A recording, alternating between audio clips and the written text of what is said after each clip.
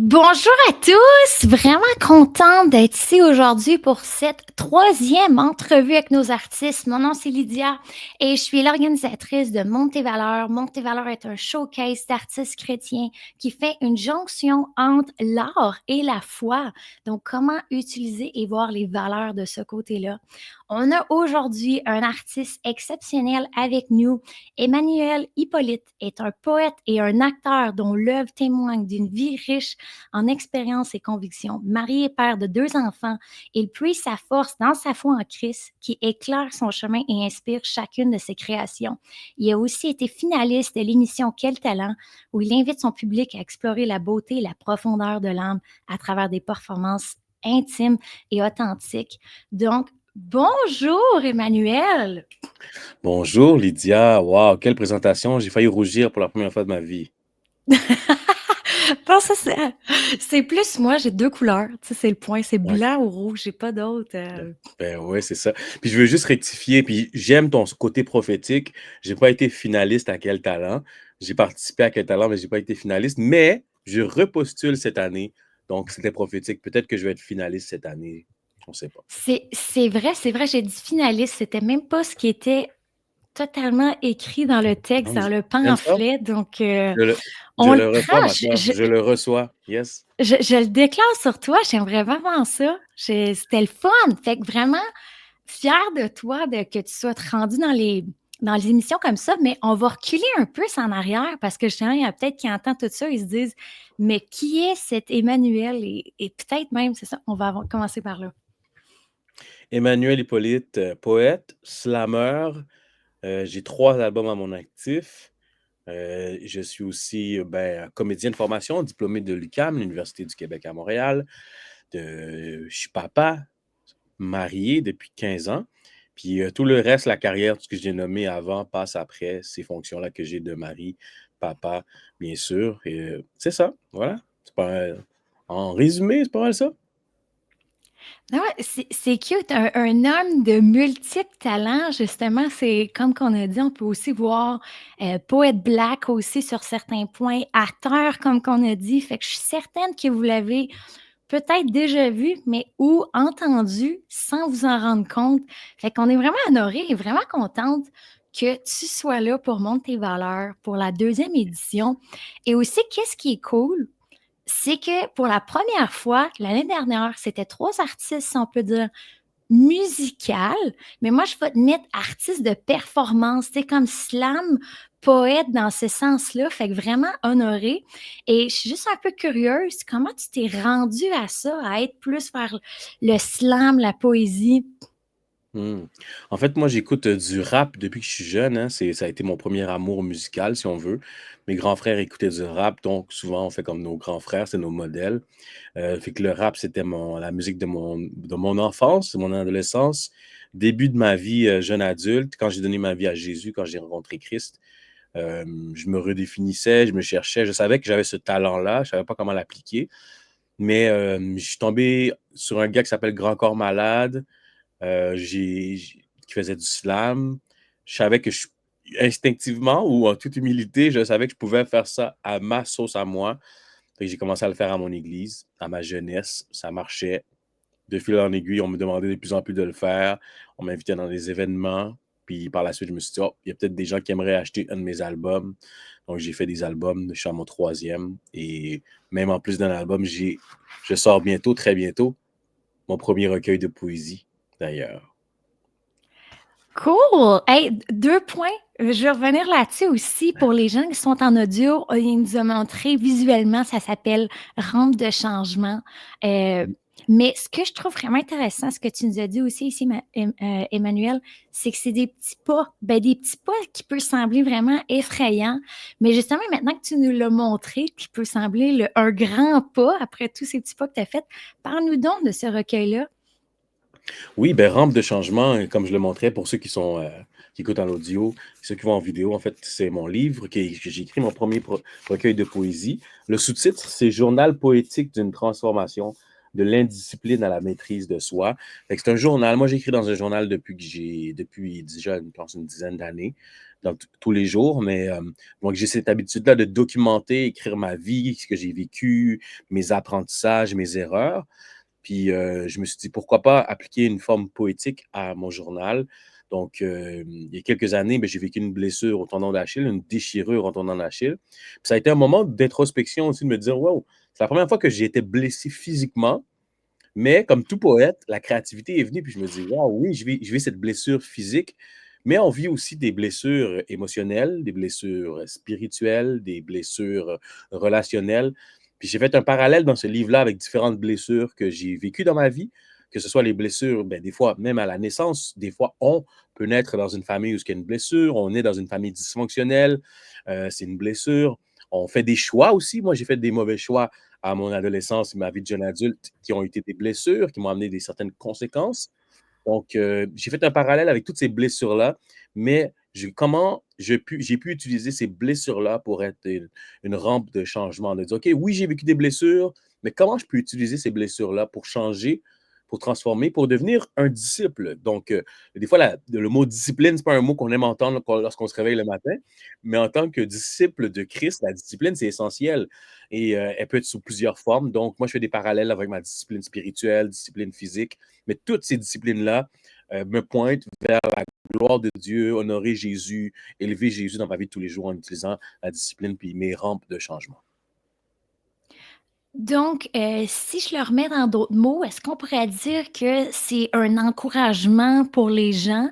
Fait que c'est un peu chrétien, mais aussi pour les non-chrétiens de dire: «OK, comment je peux prendre ces événements qui sont difficiles dans ma vie, mais pour l'emmener vers le meilleur, avoir une discipline vers ça». Est-ce que c'est un peu ça? Exactement, Lydia, c'est très bien dit, oui. Oui, littéralement. Puis autant, oui, ça peut édifier un chrétien, parce que je parle de ma foi. Je partage, par exemple, quand j'ai vécu un 180, le moment où j'ai décidé de donner ma vie à Jésus. Mais aussi le non-chrétien ou la non-chrétienne, celle qui ne croit pas en Jésus, en Dieu, peut s'identifier là-dedans, autant par mon parcours, mais par des choix, mes disciplines qui sont universelles, puis dire, ah, ça pourrait m'aider, ça pourrait m'inspirer. Donc, ouais, ça s'applique très bien. Puis c'est au centre de ma démarche, moi, en tant qu'artiste, je veux rejoindre autant le chrétien, mais aussi le non-chrétien. Puis surtout, moi, oui, bien sûr, j'ai aussi été pasteur dans une partie de ma vie. Euh, je veux vraiment, autant je me considère comme je suis le pasteur de ma ville, comme je suis le pasteur de la madame à mon église, mais je suis aussi le pasteur de mon voisin qui, lui, ne connaît pas Dieu, puis que comment je peux aller le rejoindre sur son terrain à lui, sur sa manière de voir Dieu ou la foi, créer un lien. Si je lui amène tout de suite Jésus quand je le vois, quand je sors le matin à saluer mon voisin, il va peut-être être réfractaire. Mais si je te parle d'un sujet comme la discipline, dis, ah ouais, moi j'ai besoin de développer de la discipline. Ah, là, ça peut le parler, puis dire, OK, parle-moi en donc un peu. OK, parfait. Puis plus tard, ben, quand je vais y amener Jésus, ça va passer mieux parce que j'ai contribué à sa vie, j'ai eu un impact dans sa vie. Tous ces mots-là pour dire, oui, Lydia, tu as raison. Ah non, j'aime ça, j'aime vraiment ça. Je pense qu'il y a 2 points là-dessus. Un, si ça vous intéresse, si je m'abuse, ça aussi, ça va être en vente, pour monter tes valeurs. Justement, le showcase, il va y avoir une table, fait que si les gens vont vouloir l'acheter, ça pourrait être un point, une façon qu'ils pourraient le faire. Oui, exactement. Oui, effectivement, ça va être disponible lors du concert, oui. Et est-ce qu'en ligne, c'est déjà disponible si les gens sont incapables d'attendre aussi? Mais pas encore, mais peut-être que lors de la soirée Monte tes valeurs, ça va l'être, mais je ne suis pas certain. Donc, lorsque vous allez être là, ça va être en exclusivité pour vous le procurer. Hey, j'aime ça, ça pourrait même être la date du lunch. En tout cas, je donne des idées en même temps, en parallèle. Mais non, j'aimerais revenir sur qu'est-ce que tu disais justement, comment le voisin peut se sentir un peu plus si tu vas trop directement. Ce que j'entends, moi, c'est que les arts est aussi un pont vers l'extérieur. Parce que ça parle aussi vers tes émotions. On parle de quelque chose qui est très similaire parce que j'ai rarement entendu quelqu'un qui me dit quand on parle, mettons, des valeurs chrétiennes comme l'amour, comme je vais parler de fraternité, l'amitié, qui va me dire non, moi, je crois pas à ça. Je crois pas à ça, mais c'est plus comment le mettre en place. Fait que comment ça a été justement? Est-ce que tu as des exemples dans ta vie courante ou dans qu'est-ce que tu as fait peut-être avec ton art de ces exemples, comment ça crée des ponts? Oui, vraiment. Moi, je te donne un exemple. Tu sais, moi, je travaillais dans une maison de jeunes il y a quelques années, dans ma ville, à Longueuil, et je n'étais pas là en tant qu'artiste. tu sais. Puis j'étais là en tant que gars qui travaillait dans une maison de jeunes. Puis là, à un moment donné, je parle avec des jeunes, puis ils écoutent la musique, on parle de musique, puis il y a une jeune qui se dit: «Ah ouais, moi je fais du slam.» Là, elle me regarde, tu sais, c'est une ado, là, tu sais, puis elle regarde mon Instagram, elle regarde mon nombre d'abonnés, elle dit: «Ah, t'es donc bien famous», tu sais.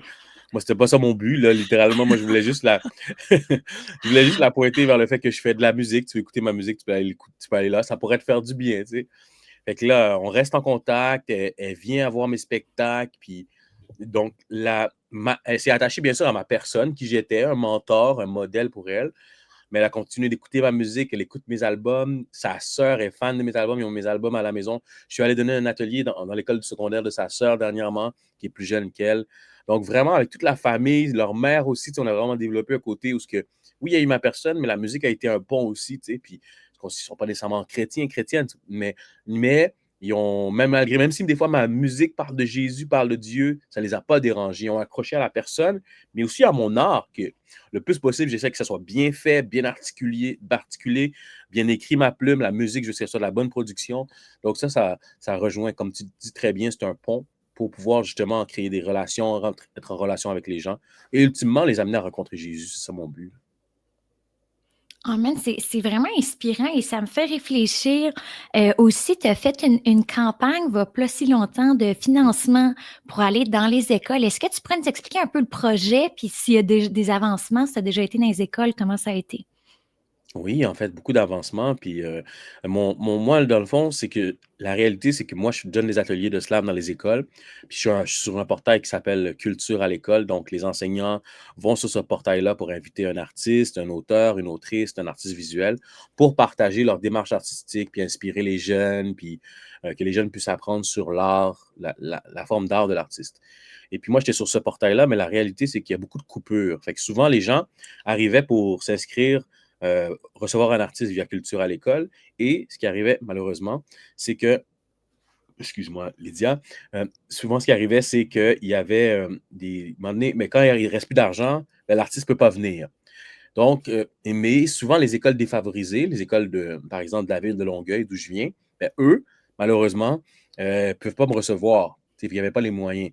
Fait que moi, je trouve ça me dérangeait. Le leader en moi, mais ça me dérangeait. Je me suis dit non, moi, je veux aller au-delà de culture à l'école. Je veux offrir ces ateliers-là gratuitement à ces élèves qui, dans la ville où je viens, l'école où j'allais, la ville où je viens, ne peuvent pas toujours entendre un artiste chrétien, un slammer qui vient leur parler, qui vient leur raconter, oui, présenter mon art, mais présenter aussi mon histoire.